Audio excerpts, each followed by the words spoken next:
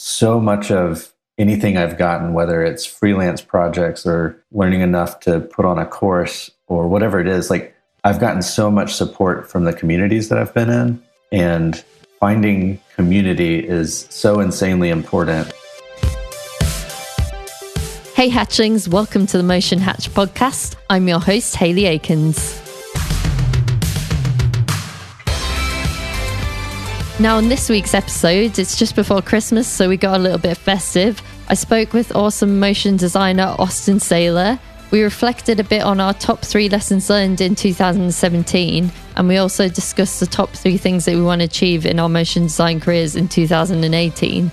You'll hear tips and tricks on experimenting with different ways of finding clients, why community matters and where to find the perfect fit for you, and why you shouldn't be afraid to raise your prices. We also did a motion design gift exchange at the end, so that was pretty fun, so stay tuned for that. Hope you enjoy the episode. So this week we're going to do something a little bit different for the Christmas special. Austin and I have wrote a list each where we're going to talk about 3 things that we want to do in our businesses next year, and then 3 things we've learned from this year. We don't know what each other's answers are, but I mean, imagine maybe some of them are the same, maybe some aren't. That should be quite interesting. So we're going to just go through that. And then we've also made each other a little Christmas animation. So that should be quite funny to watch those. And we'll put them on their website and everything and in the show notes afterwards as well, so you guys can have a look. So how are you, Austin? I'm doing great. Having a nice weekend and excited to chat with you about this stuff. Cool. Are you feeling Christmassy or not? It's only like the 3rd of December when we're recording this, so maybe you're not too Christmassy yet? Yeah, I mean, I've got my eggnog latte next to me, and I've been listening to some Christmas music, so I'm feeling very festive. Oh, that's good. Getting in the spirit. Well, I put my Christmas tree up today, so I'm feeling a bit Christmassy, so Nice. That's good.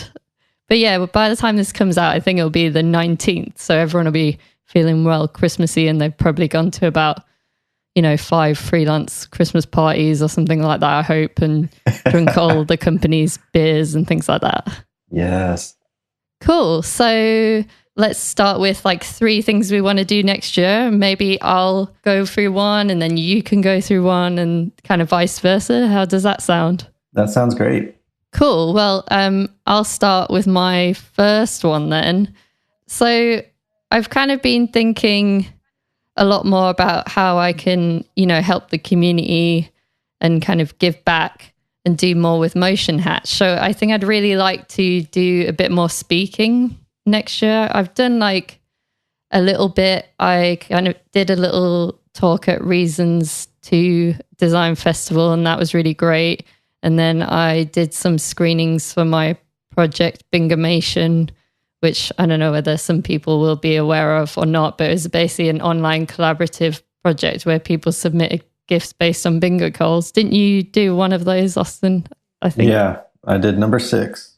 Oh yeah, that's cool. I haven't spoke about that before on this. So yeah, it was good. It was just to help people, give them a deadline to work towards, and you can go on the Bingomation website and see everyone's little animations, and I just think it's a really nice way to get the community together. So I did some speaking when we did the screenings for that, so that was really cool. But I think I'd like to do a lot more of that kind of thing. Very cool. Do you want to speak on business related things or creative motion design related things? What kind of talk or speaking do you want to do?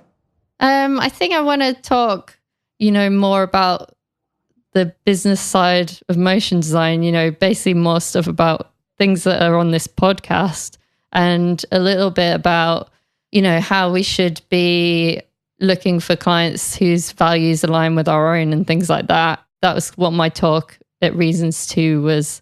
Actually, we're jumping ahead a bit because that was one of my other points, was how I wanted to find more clients that kind of are having a positive impact on the world. So I think, just talking more about that kind of thing. I know that Sander van Dijk did a talk at Blend. I wasn't there, unfortunately, which was really, really frustrating. I really hope that I can go in 2019. So yeah, that would be really good. But I heard that he did a talk that was kind of similar to that. So hopefully we're going to get him on the podcast in the future to talk more about that as well. I think it's a super interesting idea. Oh yeah. Yeah. I was there and it was a really good talk, and it was, inspiring, and it definitely got me thinking about wanting to, both attract clients that I align with their message and saying no to businesses that I just disagree with. And yeah, it was very cool. Yeah, I think it's like more and more people are kind of thinking about this, as we all kind of progress a bit on the freelance journey, I guess. Do you want to say one of yours, your first thing that you want to do next year? Yeah. So this podcast is something that I enjoy. I enjoy doing interviews like this and talking with people. So I'm starting my own podcast. I've already got a few episodes that I would call them kind of practice episodes. I haven't figured out the name of the podcast yet, but that's one of the big things I want to do in 2018 is get some episodes in the bank and figure out my whole system and make my own podcast and get a bunch of people on the show and have really cool conversations. Yeah, I think that's awesome. I listened to a few of your what you call practice episodes. I don't think they sounded like practice. They sounded really great. But thanks. Yeah, and I think it was just really cool because you were kind of talking just on your own about things. And I don't know, they were just quite short, weren't they? I quite like that format. Are you going to kind of stick with that, or are you going to do some more long form kind of interview stuff? I really haven't completely decided, but I know that one of my goals of like the reasons I want a podcast is because I like connecting with people and putting myself out there as having a podcast. I want to attract those kind of conversations, and I don't know, just I love talking with people. So I can't imagine not wanting to have those kind of interviews and conversations. So I don't think they'll all be short, but I haven't really fully committed to one or the other, but I think it's going to be awesome, whatever ends up being. I do like the short form, and I think a lot of people have enjoyed just having a quick little snack bite of podcast. So I might stick with that, and I might do a little bit longer. I'm not sure yet. Yeah, that sounds really good. Like podcasting is great. I mean, I really enjoy doing this show, and I think like today we're doing a show that's a little bit of a different format, more casual, I guess. Because it's Christmas. Everyone's more casual at Christmas. Mm-hmm. Just trying to be a bit more fun and just do something a bit differently, really. That kind of leads on to my next little point was that I want to kind of do more experiments with my business and with getting clients, because this kind of podcast was an experiment, the whole thing. And then also this particular episode, I guess, is kind of an experiment in the way that we're formatting it. So I think just kind of trying to reach out to clients in different ways and trying to find out, different ways to get clients rather than just cold emailing them and things like that. And, hopefully passing on some good information to the Motion Hatch community as well in the process. That's great. Yeah. So what's your next one? I feel like I've said like 3 already, but it's fine. We can keep going. Sure. Yeah, some of mine kind of blend together. Like creatively, I want to learn character design and animation and some frame by frame, but in my mind, I see that those being kind of connected. I've given a shot and tried some character animation recently and enjoyed it more than I thought I would. To me, I pictured it as being a insanely challenging and steep mountain ahead of me, which I don't anticipate it being easy to do everything that I want to do. But learning character design and animation is something that's on my list of things to do in 2018. So do you think that you will like take a course or something to do that? Because I know that you've just launched your own lettering course, which I think looks awesome. Like, do you want to tell us a bit about that? And then also how you plan on, doing your own learning as well? Yeah. So I launched the lettering animation course right at the end of November. So I'm taking the beta class through the whole course right now. It's an 8-week, pretty intense course. And we meet every week, and people are posting their projects for week 1 right now. And it's super fun to see. Most of the students are coming in without a whole lot of After Effects experience. So I just love teaching those basics and getting people from a place of this is like completely intimidating to, hey, I know how to make some things look really good already. And I just know that when I learned those things, it was incredibly empowering. So I just enjoy passing that kind of magic on to people, because I mean, that's how a lot of people feel about animation is it's just magic. Like, I do not understand how that works or how you make that happen.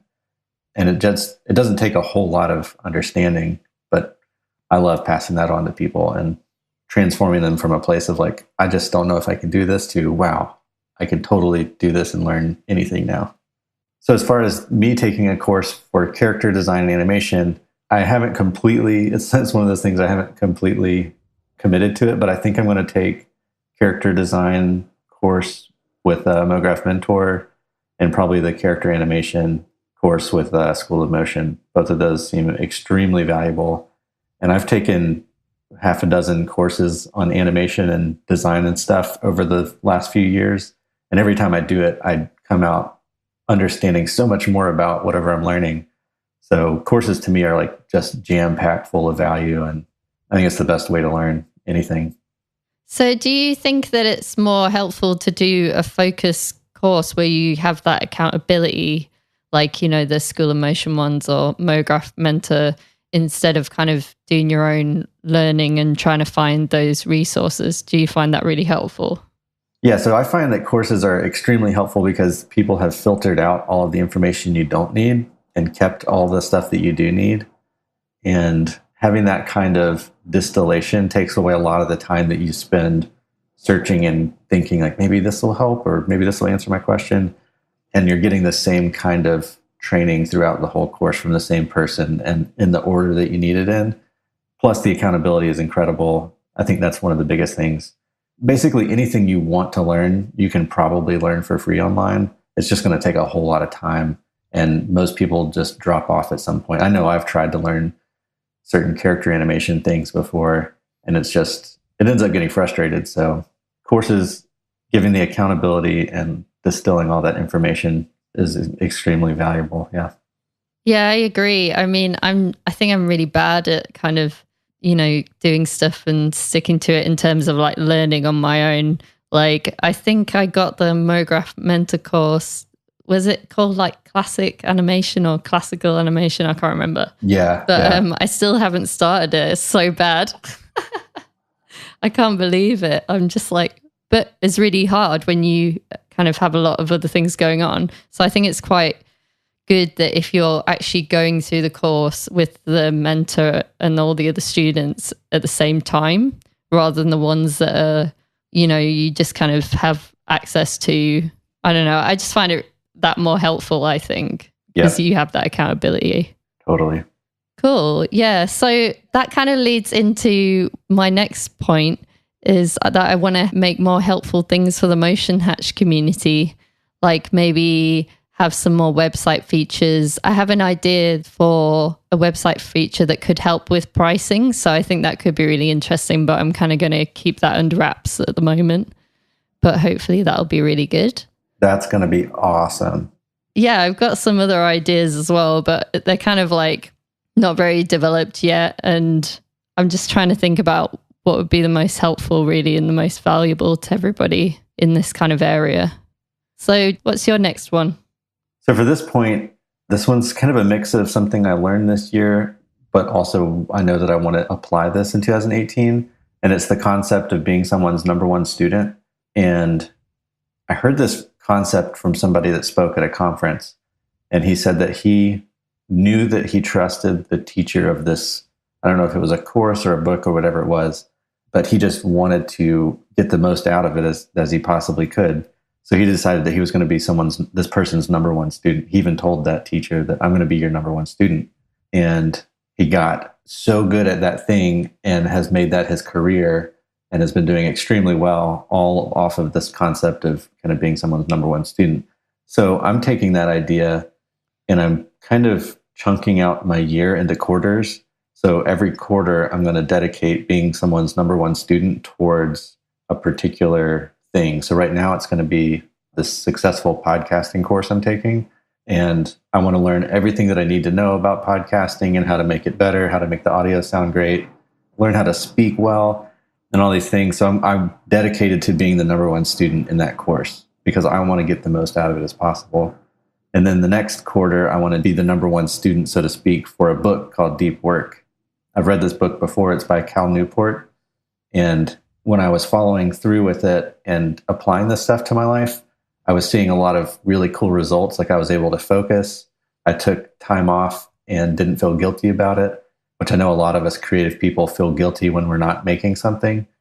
So I just want to go in and like really dig in and understand all of this research-based stuff about working deeply, but not working every hour of the day. So that's kind of an interesting thing I'm going to try out and see how it works. It's not like we've talked about experimenting, and the podcast is experimental for me.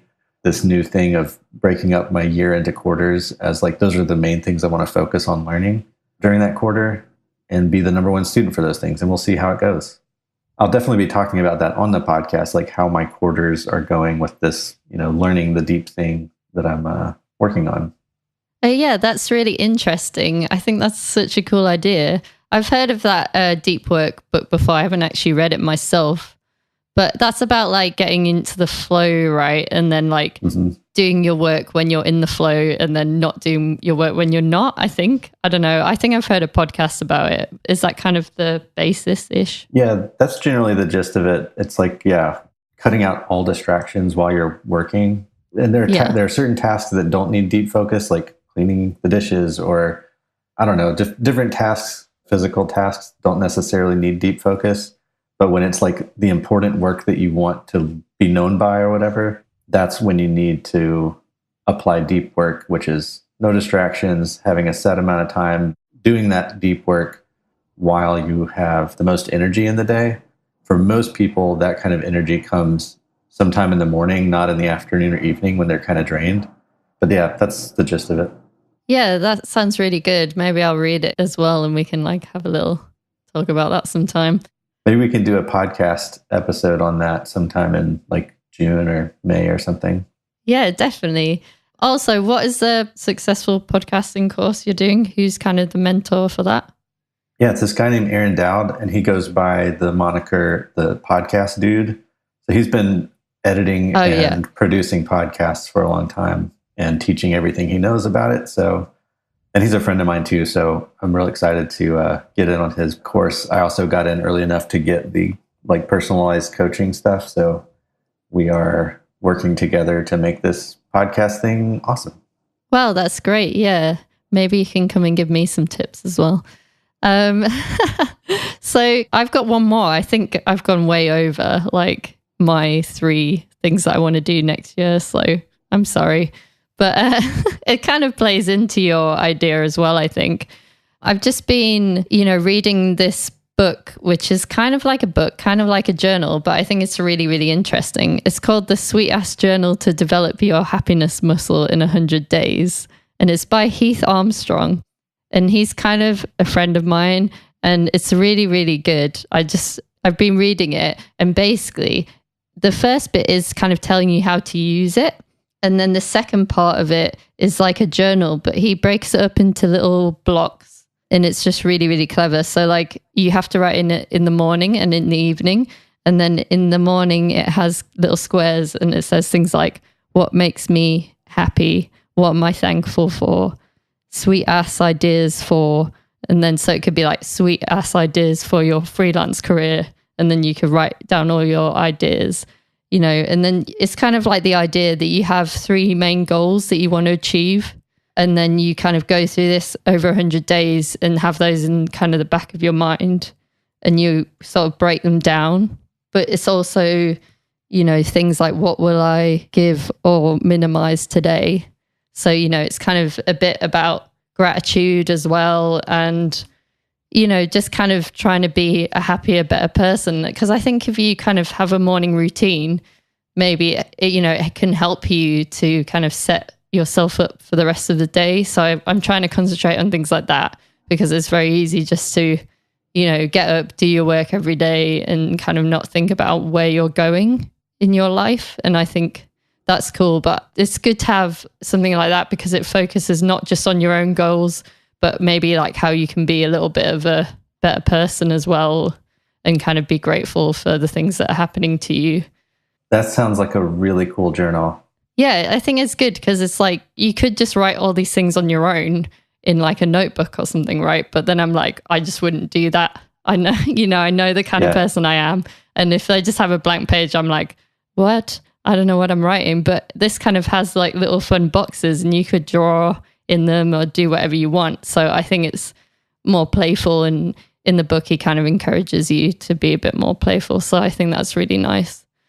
So yeah, if anyone's interested, that we'll put it in the show notes as well. But it's just something that I've been thinking about recently. So I thought I'd give it a little mention.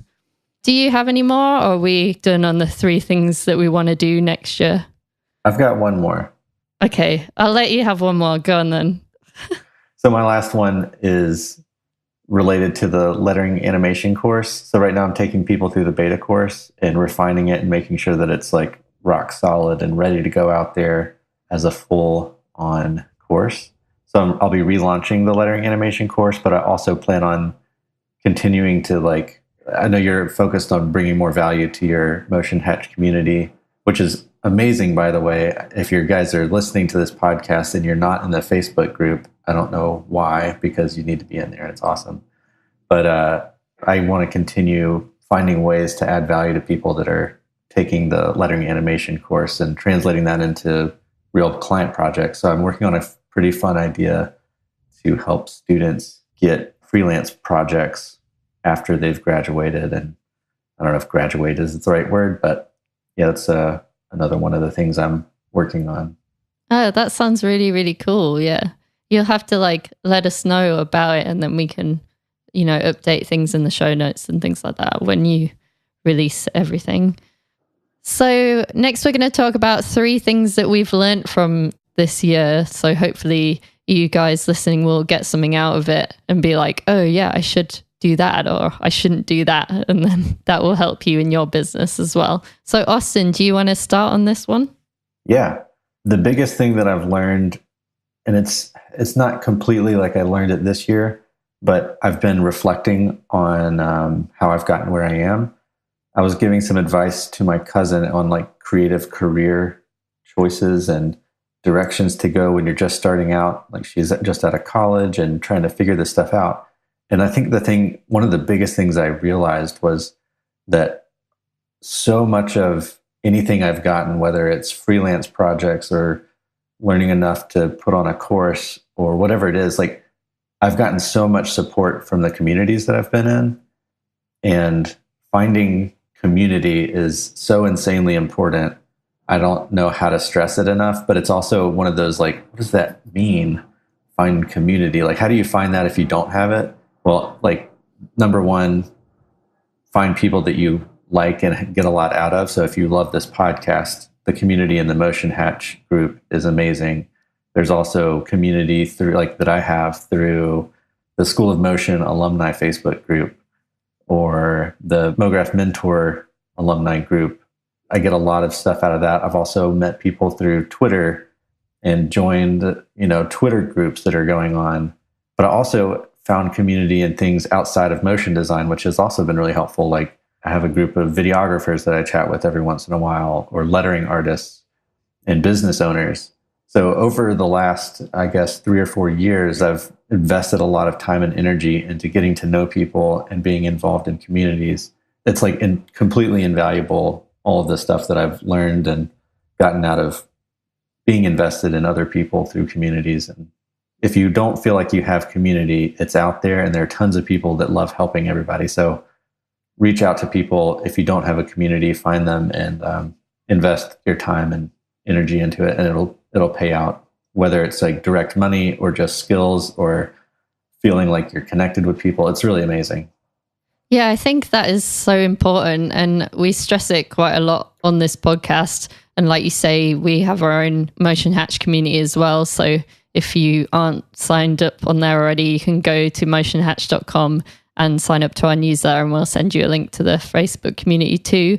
But like you say, Austin, it's just so important. And, we wouldn't be having this conversation right now if it wasn't for Twitter, basically, because you're on the other side of the world, right? It's pretty much. So, you don't get to know people unless you put yourself out there and kind of just start talking to people. And I think it's important to note to not go out there and thinking of it as like, oh, I'm going to get something back from this. I'm going to get a referral for a freelance job or whatever.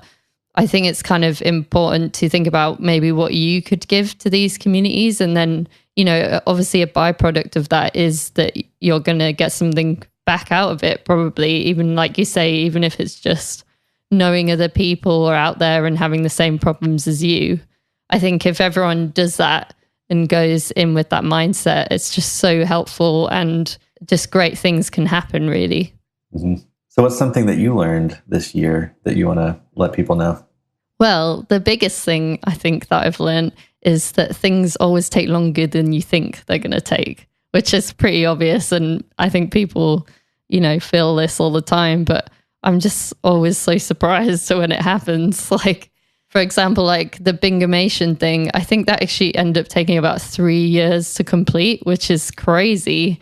But it's just one of those things, like when you set yourself such a massive goal of, I'm going to get 90 animators to participate in this community project, I guess that's what's going to happen. But I'm so glad that that was successful and kind of is like completed now, because I think it looks great. And then also because Motion Hatch, now we've got the podcast out and the site and other things are brewing and it's kind of happening quite quickly. But when I first thought about this idea, I think it must have been like over a year ago. So it's just like crazy to me when I think about that. I was like, oh, I thought about this and like how to get this going and wanting to get the website up. And then I'd have like a list or kind of a breakdown of how to do it step by step. And then one step would move a month back and then that would make the other step move a month back. And it just kind of keeps going, really. And I don't know hopefully I've learned from that. And I think a big part of what I would like to do in the future is always have like accountability and more of it, have people around you who are going to be like, have you done that thing that you said you were going to do? I guess that's why I mention things on the podcast that's coming up, because I know that, the people out there listening, they're going to keep me accountable and be like, Haley, you said you were going to do that thing for Motion Hatch and you haven't done it yet. So I guess that's like a big thing for me. Yeah, accountability is huge, and finding someone who's actually going to keep you accountable to your word and what you want to actually achieve.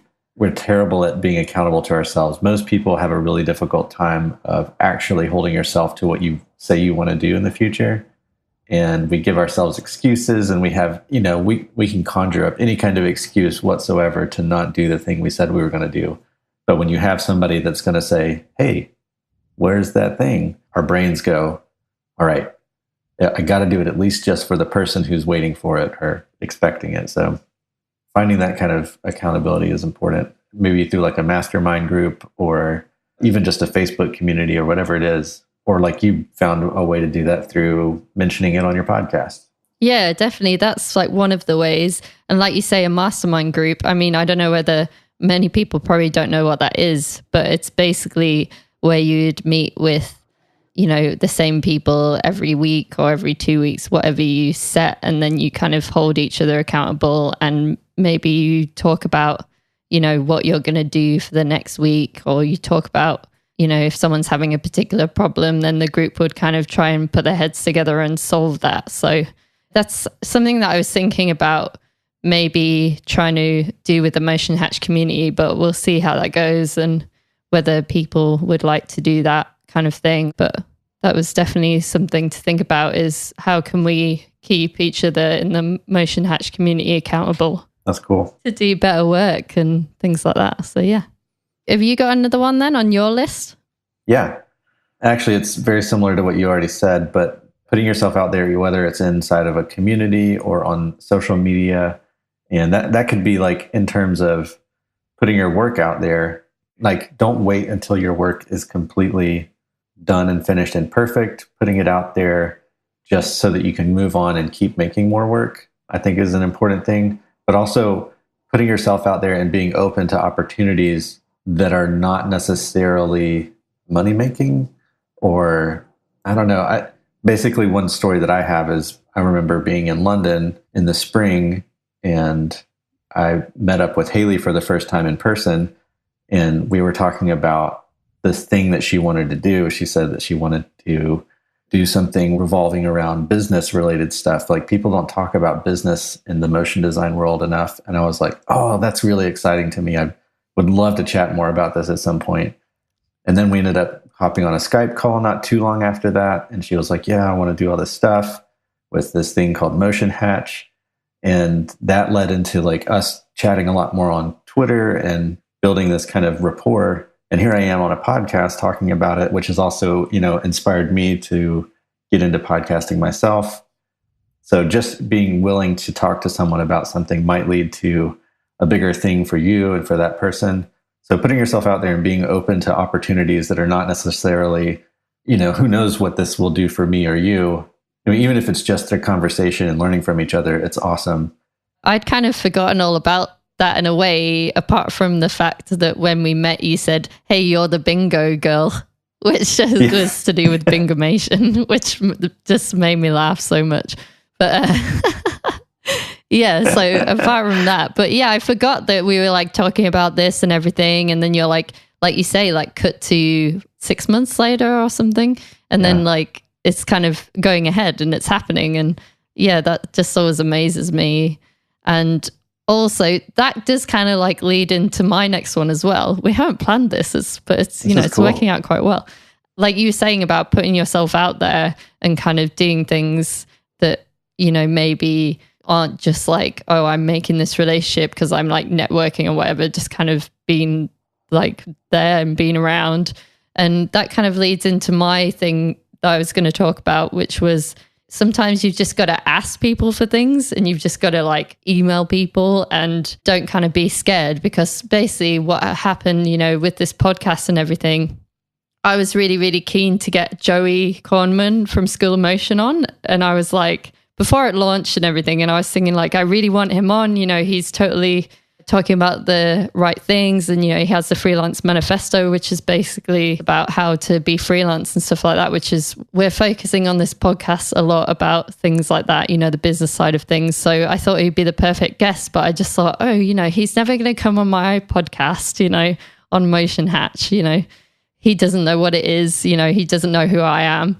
So I basically got his email from Lillian Darmono, who came on the podcast. She was in the first 2 episodes. And I just thought, you know what? I'm just going to email him. The podcast isn't out yet. No one's ever heard of it, and like see what he says and just say, hey, I'm doing this podcast. It'd be great to have you on the show if you want to. I think I sent him like Lillian's episode. It wasn't even finished. It didn't have an intro and outro or anything like that on it. It was just the kind of bare bones. And he was like, yeah, of course, I'd love to come on your podcast. And I was like, whoa, like, that's so crazy. Like, you can just ask people stuff and they'll probably say yes. Like, I think that's like such a big, big thing that I realized. Like, I guess it's because the motion design industry actually is quite small. Like, it's big in a way, but in a way it's quite small as well. So it's not too hard to kind of get in touch with these people. And the same with Chris Doe, he's going to be on the podcast as well. And Joey put me in touch with him. So I'm just really grateful, like, for those people and like you and everybody who's been on the show and have just said yes to coming on the show, really. Otherwise we wouldn't have a podcast at all. So my advice is, if you want to do something or you want to contact someone, then you should just do it and you should just put yourself out there and don't be afraid, I guess. That's great advice. So my third point is actually very related to your last point, which is having to do with reaching out to people. I had been doing a lot of my freelance client work from word of mouth and just talking to people and finding jobs. Like, most of it had come through other freelancers who couldn't take a job and would pass it off to me, or, a buddy knows somebody who needs a job done. But then this summer, I was doing I did a lot of traveling in the spring and then moved out to Arizona in the summer and just hadn't gotten a lot of jobs, and projects weren't happening that I thought were going to happen. And I just needed to start reaching out. And so I had read the Freelance Manifesto by Joey and decided, all right, it's time to put together an email and reach out to the studios that are here, local studios. I'd never lived in a place where there were actually local studios. It was all remote stuff anyways. So I'd sent out an email to all the local places here, and like 2 or 3 days later, I got an email from somebody saying, hey, this is perfect timing. We need somebody like tomorrow. Are you available? And I was like, yes. So I went and worked at a really cool studio for like 3 or 4 days and got paid pretty well to go work on their really awesome machines in a big old edit bay with giant monitors. And I don't know, it was really cool. I'm not saying that that's everybody's experience is going to be like that, but if you've ever been nervous about reaching out to local studios or people that you know, I suggest going and reading the Freelance Manifesto, because it's more than just send an email. There's a lot of stuff that goes into understanding how those emails work and how you can be most successful and not be pushy and not be salesy and just come across as like, hey, I'm here. I can't wait to see what you do next. Just want to let you know that I exist and that I'm here and I'm available. That was a big one for me because I'd always been nervous about like, I don't want to sound desperate. But yeah, putting yourself out there and reaching out to studios, sending emails to people, that's fine. Yeah, I think that's really, really good advice. And like in episode 6 of the podcast, when I was talking to Joey, we went through the Freelance Manifesto a lot and kind of tried to like dig into it a bit more. And, you know, I had a lot of questions that he kind of, you know, helped clarify as well on that podcast. So I think that was really, really good too. And like you say, it's not just about, you know, writing an email, being like, here's my show reel. You know, you have to do like, put a bit more work into it, basically. I think that's really good. I've got one more and then we're going to play our little animations to each other, I think. So that should be a laugh. So yeah, my last one is don't be scared to ask for more money. You know, I think this is like a big, big thing. And since I've been freelance, I've been kind of raising my prices, you know, little by little every year, and it's kind of working and it's going well. And I think a lot of people find it quite hard to do that. And, you know, it's very, very scary. And I have like really, really good clients that I work with for all the time that I really, really like. So I think that's, for me, they're always the worst ones to ask because you're like, oh, I don't want to ruin the relationship. You know, I love them. They're so cool. You know, we make great work together. So I'm always like, find it really hard. But I think that we should be doing that. And, you know, I think you just got to say like, hey, I'm raising my rate a bit this year.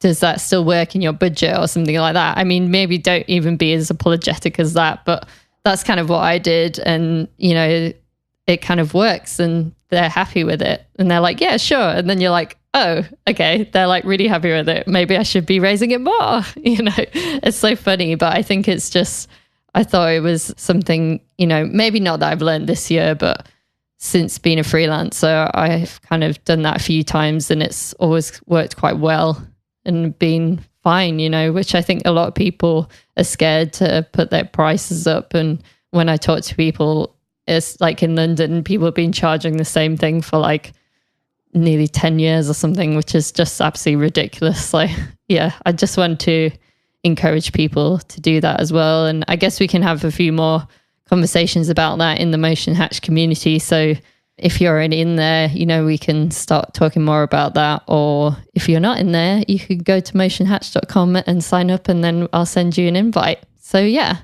So lastly, we did a little Christmas card animations, didn't we, Austin? So this should be funny. So we haven't seen each other's, have we? You can confirm you have not seen anything about my animation. I have not seen it. So do you want to play my animation or shall I play yours first? You play mine first. Sure, I'll go. I'll go watch yours first. All right, it's loading.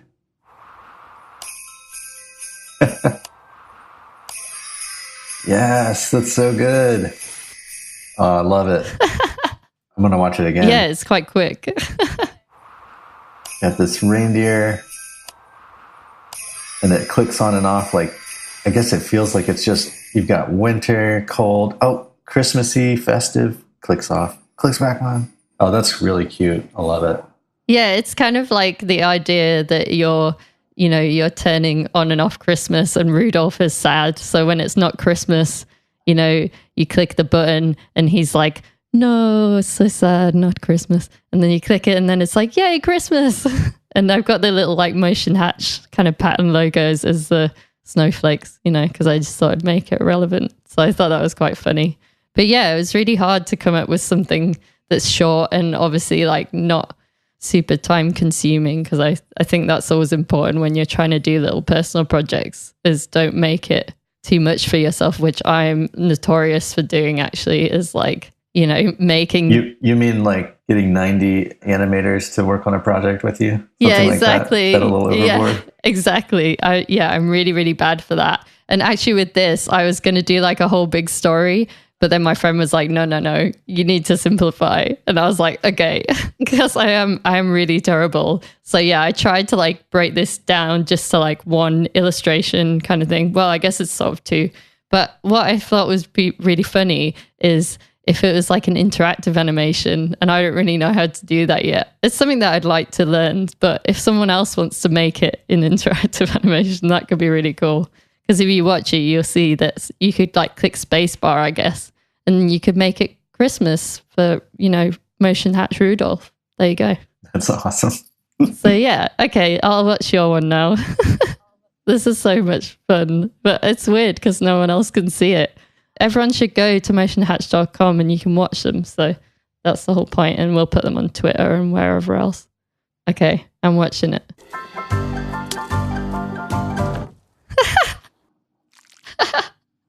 Oh my God. Oh, you have to watch it again because they're like quite short. They're like, I think mine was 8 seconds in the end. I'm sorry, I didn't fit the brief I went over. It was meant to be 3 to 5 seconds, wasn't it? I failed. Okay, I'm watching again.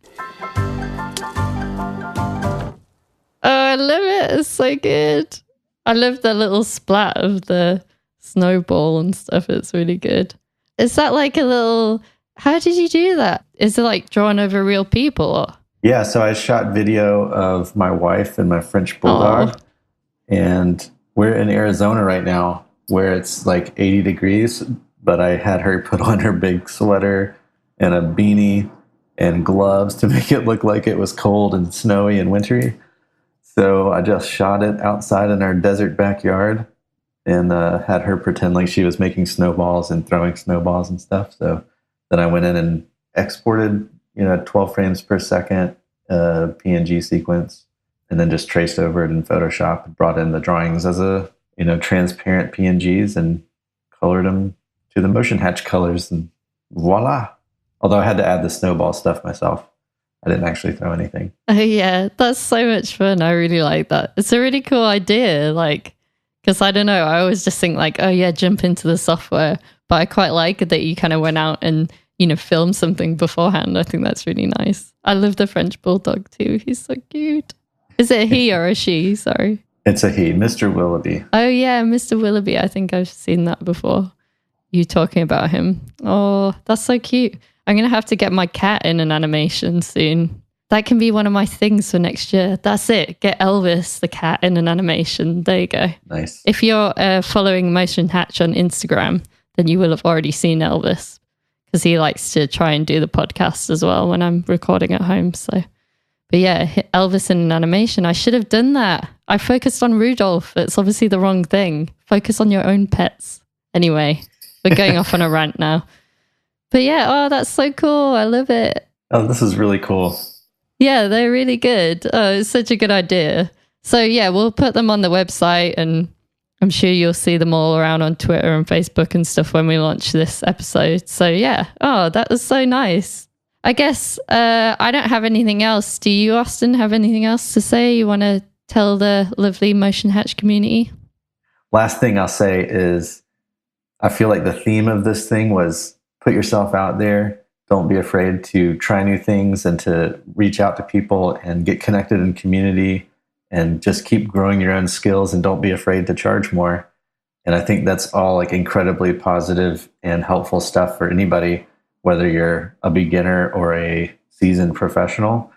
And I think that's one thing that's so cool about the motion design industry, is that there is never a place where you've made it. You may look at people and feel like, oh, they've made it. But they're looking at other people and feeling like, oh, they've made, like, there is never a point that you're just done unless you want to be done. And there's endless opportunities to grow and learn. And I freaking love that.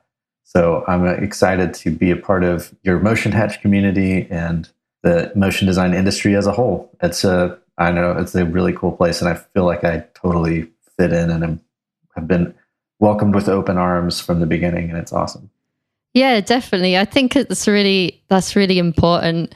And, you know, the most important thing is, I know in this episode we've talked a bit about things that we've learned and things that we're going to do next year, but I don't want this to be like, oh, these are our New Year's resolutions or something like that, because, you know, I think it's really, really easy to not do those, you know, and think about in January, yeah, I'm going to do this stuff and blah, blah, blah. But what I would encourage people to do is, if you're thinking about this stuff and hopefully you're inspired by the things that we've been talking about and our ideas, is to try and start doing them right now.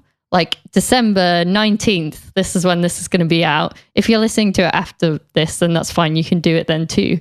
But, you know, just start doing things now and don't wait till January, because then I think it's very easy to kind of be like, oh, that was my New Year's resolution, that's fine to give it up, whatever.